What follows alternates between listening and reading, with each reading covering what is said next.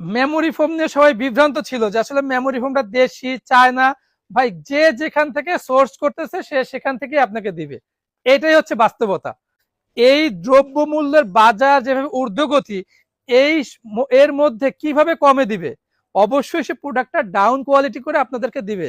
দেখুন হুলগুলা কিন্তু আমাদের ছোট ছোট, হ্যাঁ পিন হুলগুলা ছোট ছোট, এবং 100% এটা হচ্ছে লেটেক্স গাছের কষ থেকে চায়না থেকে আমদানি কিন্তু এটা।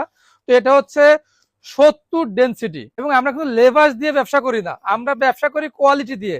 দীর্ঘদিন ধরে যারা আমাদেরকে চেনে জানে এবং আমাদের প্রোডাক্ট ব্যবহার করে, তারা 100% নিঃসন্দেহে আমাদের প্রোডাক্ট নিচ্ছে।